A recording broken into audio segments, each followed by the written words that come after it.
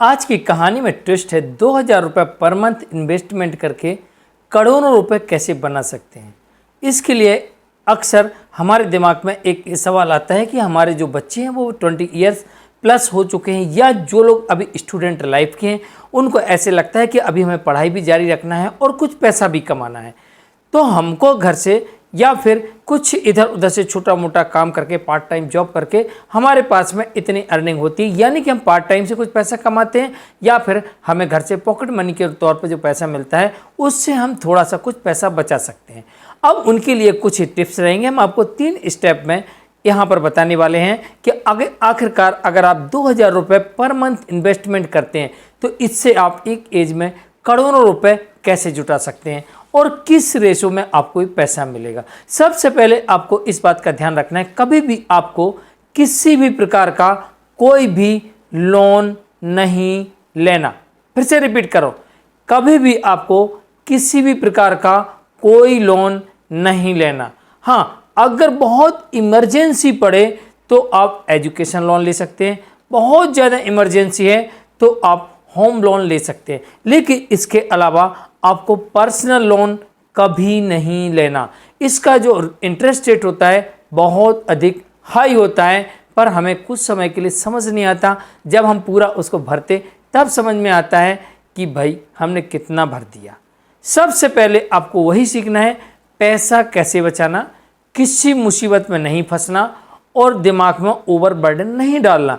आपने लोन लिया तो आपके दिमाग पर ओवरबर्डन आ जाएगा। कभी दिन मान लीजिए जनरली हम लोग लोन लेते हैं 2 साल, 5 साल, 10 साल, 20 साल के लिए, और कहीं बीच में अगर कोई ऐसा इंसिडेंस आ जाए आपकी बॉडी के साथ, आपके परिवार में या फिर आपकी जॉब पर, आपके बिजनेस पर, उस वक्त आपके परिवार के ऊपर सबसे बड़ी मुसीबत आ जाती है कि लोन देना है। आपके परिवार में आप अपनी परेशानी से जूझ रहे हैं और लोन मांगने वाली कंपनी आपके सिर पर तांडव कर रही है, इसलिए कभी भी आपको लोन नहीं लेना। क्रेडिट कार्ड का यूज़ आवश्यक हो तो करें, अन्यथा क्रेडिट कार्ड का यूज़ नहीं करना। 2 चीज़ें ऐसी हैं, ये एक कि इससे आप एक टेंशन मुक्त रह सकते हैं। क्रेडिट कार्ड में अगर चूक हुई और आपकी कोई समस्या हुई तो आप पैसा नहीं दे पाए तो पेनल्टी प्लस क्रेडिट कार्ड वाले आपको कॉल कर करके आपको घर आके आपको परेशान करेंगे। आपकी समस्या को ये लोग नहीं समझते, इसलिए आप सबसे पहले मुसीबत से बचिए, फिर आप इसमें दिमाग लगाइए कि अब हम पैसा कैसे कमाना। हाँ, आप यहाँ पर कुछ इंश्योरेंस ले सकते हैं, लेकिन जब आप अर्न करने लगें तब आप इंश्योरेंस खरीदिए। पहला इंश्योरेंस लीजिए इसमें लाइफ इंश्योरेंस, जो आपके परिवार को प्रोटेक्ट करता है। दूसरा इसमें हेल्थ इंश्योरेंस। हेल्थ इंश्योरेंस, कोई भी आपको बीमारी हो जाए तो उससे आपको तत्काल में आपके ऊपर किसी प्रकार का बर्डन नहीं आने देता है, तो आप इसको खरीद सकते हैं। अब आपको दूसरा स्टेप लेना है कि आप जितना कमाते हैं उस कमाई में से 20% ही आपको खर्च करना है। पहले मैंने कहा आपको अपने खर्चों पर ध्यान देना। पहले आपने टेंशन पर ध्यान दिया कि सबसे पहले आपने टेंशन दूर किया कि आपको कोई लोन नहीं लेना है, आपको किसी प्रकार का कोई क्रेडिट नहीं बनवानी है, जो आपके पास है आपको उसी में काम करना है, इसलिए आपको कोई परेशानी नहीं होगी। बहुत इमरजेंसी है तब ही आपको लोन लेना, अन्यथा नहीं लेना। लोन लेना कोई बुरी बात नहीं है, आसानी से लोग दे भी देते, लेकिन जिनके परिवार में कोई समस्या आती है या उनके बिजनेस में या जॉब में आती तो उनको बहुत बुरी परेशानी से गुजरना पड़ता है।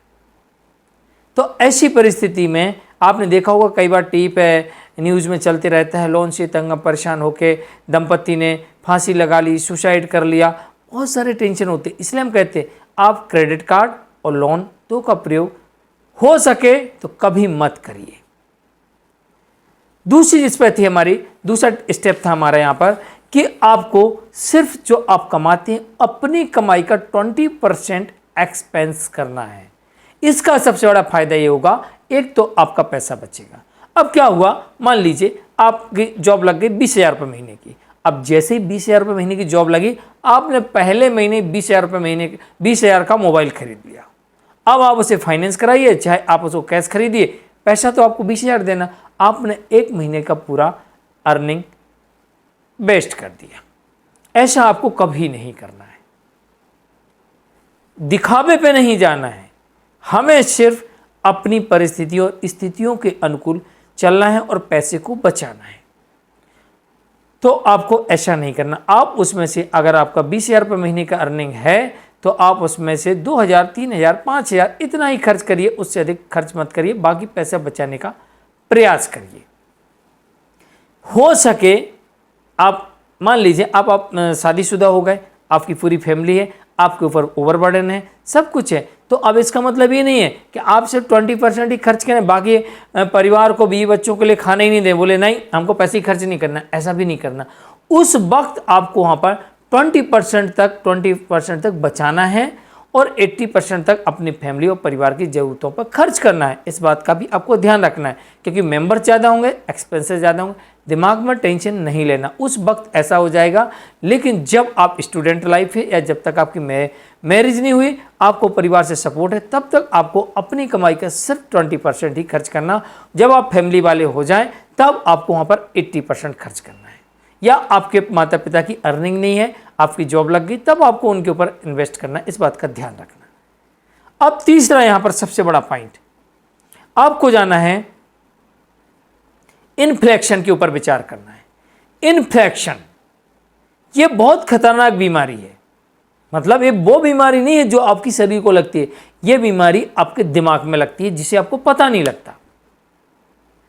मान लीजिए आप चाहते हैं कि अब मैं 65 एज का हो जाऊंगा, उस वक्त मेरे पास में 1 करोड़ रुपया हो, तो उसके हिसाब से आपने कैलकुलेशन बनाया। हर महीने चलिए अभी मेरी सैलरी इतनी है तो मैं 2,000 रुपये महीने जमा करूंगा, फिर अगली मेरी सैलरी अगले साल इतनी हो जाएगी तो मैं इतने हज़ार कर दूंगा, फिर मेरी सैलरी इतनी हो जाएगी तो मैं इतना कर दूंगा, फिर मेरी सैलरी इतनी हो जाएगी इतना कर दूंगा। आपने पूरा चार्ट बना लिया और इतना इतना करके आपने कैलकुलेट कर लिए 1 करोड़ रुपये मेरा जुड़ जाएगा विथ इंटरेस्ट। आपने ऐसा कैलकुलेट करके उसको चार्ट बना लिया कि इतना इतना हो जाएगा। लेकिन आपने एक गलती कर दी। आपने क्या किया? आपने इंटरेस्ट रेट पर तो गौर किया। आपने इंटरेस्ट रेट ध्यान में दे लिया, चलिए अभी कितना है 10% है, आगे बढ़ेगा कितना बढ़ेगा, ठीक है इतना बढ़ जाएगा। लगभग इंटरेस्ट रेट ज़्यादा नहीं बढ़ता है, ये हमेशा अप डाउन होते रहता है, ये ऐसा ही चलते रहता है 8-10-12 8-10-12। आप अगर 20 साल बाद भी देखेंगे तो 20% से ऊपर नहीं जाने वाला, ऐसा मान के चलिए। क्योंकि मुझे जहाँ तक याद है कि जब मैं शायद 15, 16, 17 साल हाँ ऐसी 17-18 साल का रहा होगा, तो मुझे याद है कि शायद 5% 4-5% इंटरेस्ट रेट मिलता था। और जब मैं 20-22 साल का हुआ, 25 साल का, उस समय शायद 7-8% था। फिर बीच में ये 10-11 तक पहुंचा, फिर रेट कम हुआ कोविड में, फिर अभी बढ़ा। ये लगभग 10 के आसपास इतना ही घुमाते रहते, इससे ऊपर है ना बढ़ता कम है। इंटरेस्ट रेट नहीं ज़्यादा तेज़ी से बढ़ता, तो इंटरेस्ट रेट आपको लगभग 10%।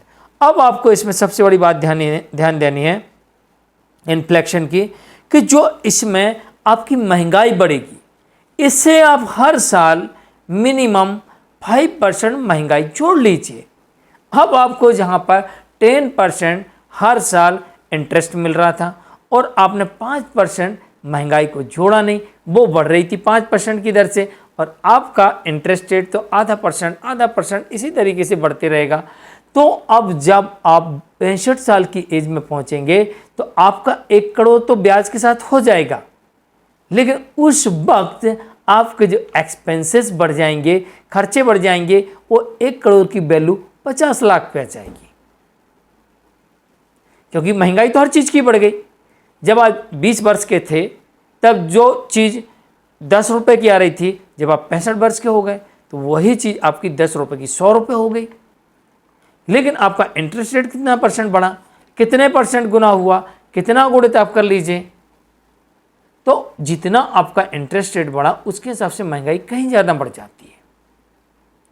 इस बात का आपको हमेशा ध्यान रखना है, क्योंकि ये चीज़ आप प्रैक्टिकल समझिए। बस का किराया आज से 20 साल पहले चले जाइए, जहाँ 100 रुपये था, आज उसी जगह 20 साल बाद आज बस का किराया, आप उसी जगह का टिकट उसी कैटेगरी का खरीदिएगा तो कम से कम आपको उस जगह का 500 रुपया लगेगा।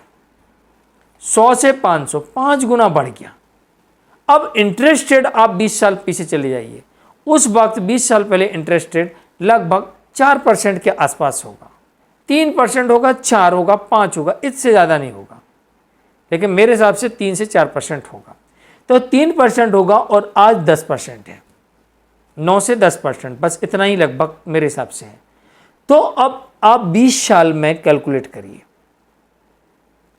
कि ये 4 से 5 गुना महंगाई बढ़ गई और आपका इंटरेस्ट रेट कितना बढ़ा, लगभग 3 गुना, यानी उसका करीबन 60-70% ही आपका इंटरेस्ट बढ़ता है और 100% महंगाई बढ़ जाती है। और वह एक्स्ट्रा खर्चे, यानी कि आपका 50% ही आपका इंटरेस्ट, आपका जो है 50% ही आपने इंटरेस्ट से कवर किया और आपका 100% आपका एक्सपेंसेस बढ़ गया। तो जितना आपको ब्याज मिला उससे दुगना आपका खर्चा बढ़ गया। तो इस बात का आपको हमेशा ध्यान रखना है कि आपको 20 वर्ष की एज में पहुंचे, बस यहीं से आप अपना थोड़ा थोड़ा पैसा निकालना चालू कर दीजिए। हर महीने का बना लीजिए, ये आपको पैसा जमा करना है।